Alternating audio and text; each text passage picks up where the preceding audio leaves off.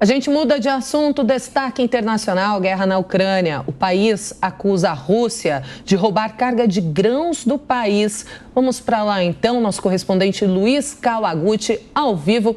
Luiz, esse é mais um capítulo importante desta guerra, não é mesmo? Exatamente.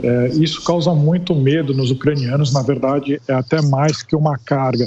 A Ucrânia está acusando a Rússia de roubar aí centenas de milhares de toneladas de grãos que estavam armazenadas no território que foi conquistado pela Rússia até agora, desde o início da guerra.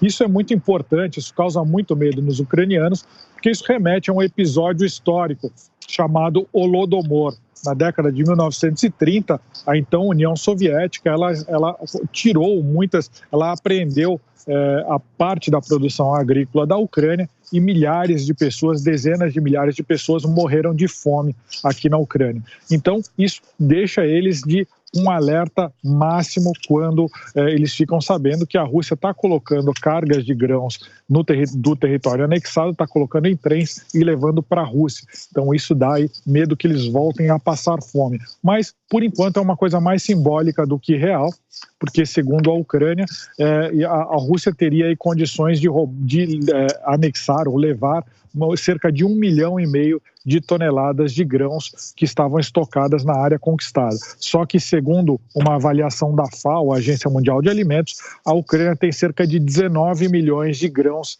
estocados, o que seria equivalente para 3 anos de consumo da Ucrânia. Então, é uma situação complicada, mas não significa que a Ucrânia vai passar fome, que nem passou no Holodomor. Só que, como tem raízes históricas, tem precedente da então União Soviética ter feito isso no passado e matado dezenas de milhares de pessoas, as pessoas aqui estão muito preocupadas com essa apreensão de grãos que está ocorrendo nos territórios ocupados.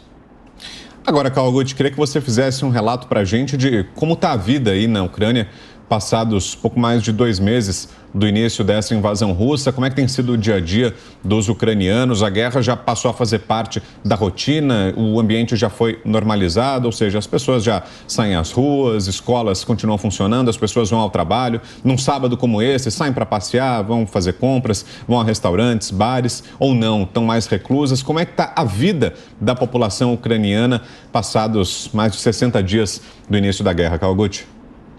Olha, mais ou menos, Vitor, pelo seguinte, eu estava andando agora pelo centro da capital, Kyiv, e o centro até que estava cheio, as pessoas estavam passeando, está fazendo um pouquinho de frio aqui, está menos de 15 graus, então as pessoas estavam passeando, as pessoas têm alguns cafés que estão abertos, são poucos, mas alguns cafés estão abertos, então as pessoas estão tentando passar aí um dia agradável durante o fim de semana.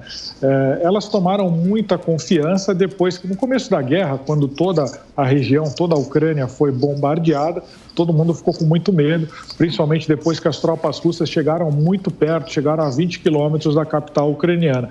Mas depois do dia 31 de março, quando elas se retiraram mais para o leste do país, aqui na capital as pessoas ficaram um pouco mais tranquilas. Elas começaram a pensar, talvez essa guerra seja aquela que nós já estamos acostumados, ou seja, desde 2014 eles estão lutando uma guerra contra províncias separatistas no leste do país, na região de Donbass. Essa foi a impressão inicial. Só que agora, nessa semana que passou, as pessoas estão caindo na real e estão vendo que não é uma guerra de baixa intensidade, como aquela que aconteceu desde 2014.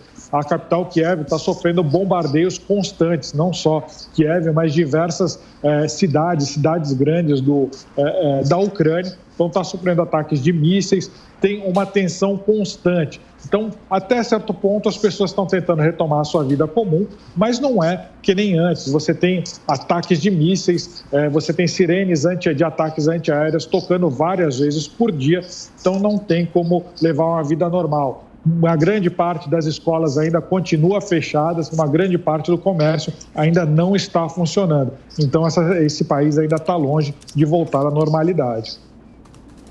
Ok, Luiz Kawaguchi, correspondente da Jovem Pan na Ucrânia, trazendo para a gente as últimas informações da guerra. Obrigado por enquanto, Kawaguchi. Bom sábado para você por aí.